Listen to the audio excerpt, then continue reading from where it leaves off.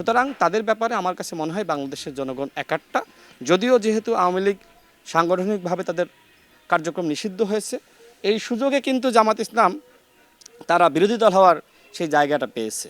আগামী নির্বাচনে এই জায়গা তারা পাবে বলে আমার কাছে মনে হয় না।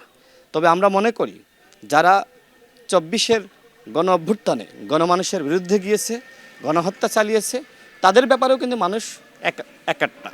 তাহলে এই ক্ষেত্রে একমাত্র দল হলো বিএনপি। বিএনপির বাইরে দ্বিতীয় কোনো দল আপনি দেখাতে পারবেন না যেই দল গণমানুষকে ধারণ করে, যেই দল কখনোই মানুষের বিরুদ্ধে যায় না। একমাত্র দল বিএনপি। এবং বিএনপির মাননীয় চেয়ারম্যান তিনি যেভাবে দেশকে এগিয়ে নিচ্ছেন, এই এগিয়ে নেওয়ার পথে একমাত্র বাধা জামাত ইসলাম। আমরা এতটুকু বলতে চাই, জামাত ইসলাম যতই তাফালিং করুক না কেন, তারা বিএনপির অগ্রযাত্রা, বাংলাদেশের অগ্রযাত্রাকে তারা অতীতেও থামাতে পারেনি, ইনশাআল্লাহ ভবিষ্যতেও থামাতে পারবে না। এবং জুলাই জাতীয় সনদ নিয়ে দেখেন, আমাদের মাননীয় চেয়ারম্যান বারবার বলছে আমরা স্বাক্ষরিত জুলাই জাতীয় সনদের পুরোটাই বাস্তবায়ন করব।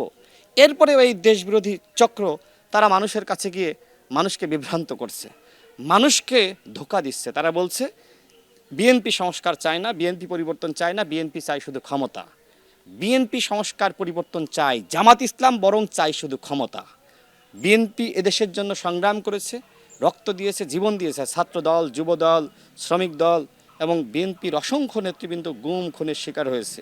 এই যে 16 বছরের যে লড়াইটা, এই লড়াইয়ে বিএনপি কি কখনো গুপ্ত হয়ে গিয়েছিল? বিএনপি কি কখনো রাজপথে নামা বন্ধ করে দিয়েছিল? হ্যাঁ, মাঝে মধ্যে যেটি হয়েছে, বিএনপির অসংখ্য নেতৃবৃন্দকে গ্রেপ্তার করা হয়েছে। 28 অক্টোবর আমরা দেখেছি 2023, সেই সময় প্রায় বিএনপি 30,000 নেতাকর্মীকে গ্রেপ্তার করা হয়েছিল। তারপরেও কিন্তু বিএনপির সিনিয়র যুগ্ম মহাসচিব রুহুল কবির রিজভী সাহেব তিনি কিন্তু প্রায়ই বিভিন্ন জায়গায় নেমেছেন এবং তিনি কিন্তু মাঠেই ছিলেন, আমরা মাঠে ছিলাম। তো আমি এতটুকু বলবো যে জুলাই জাতীয় সনদ বিএনপি ইনশাআল্লাহ বাস্তবায়ন করবে এবং এই লক্ষ্যে ইতিমধ্যে এই জুলাই জাতীয় সনদের যে সংস্কারগুলো সেগুলো মানুষের কাছে বিএনপির তরফ থেকে পৌঁছে দেওয়া হচ্ছে। কারণ অন্তর্বর্তীকালীন সরকারের ব্যর্থতা ছিল এই জুলাই জাতীয় সনদে কি লেখা হয়েছে সেটা তারা মানুষের কাছে পৌঁছাতে পারে নাই। মানুষ জানলো না যে কি সংস্কার হচ্ছে, তাহলে মানুষ কিভাবে সেই 4টা প্রশ্নের একটা উত্তর দিবে, যেখানে 4টা প্রশ্ন একটা উত্তর, এইটাও তো প্রতারণা। এখন এই জায়গা থেকে বিএনপি মানুষকে সংস্কার সম্পর্কে জানার জন্য এবং এই দেশের পরিবর্তনে কি কি করণীয়, সেই করণীয় যাতে মানুষ জানতে পারে, মানুষকে সাথে নিয়ে সংস্কার করতে চাই। এই জন্য জুলাই জাতীয় সনদের যে সংস্কার প্রস্তাবনা সেটা লিফলেট আকারে মানুষের কাছে বিএনপির কর্মীরা, ছাত্রদল, যুবদলের কর্মীরা পৌঁছে দিচ্ছে। এইটা বিএনপির একটি, আমি বলবো যে অত্যন্ত গুরুত্বপূর্ণ একটা উদ্যোগ, ইতিবাচক উদ্যোগ। এবং এই যে কাজের মধ্যে বিএনপি রয়েছে, এটাই তো প্রমাণ যে বিএনপি সংস্কার চায়। আর জামাত ইসলামের এরকম কোনো সংস্কার দেখাইতে পারবেন? তারা মানুষের কাছে গিয়েছে, তারা শুধুমাত্র জুলাই জাতীয় সনদ।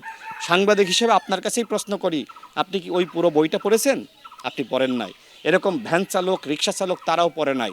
সুতরাং এখন এই লিফলেট আকারে ওই বিস্তারিত কর্মসূচি সেটা সংক্ষিপ্ত আকারে মানুষের কাছে পৌঁছে দিতে হবে।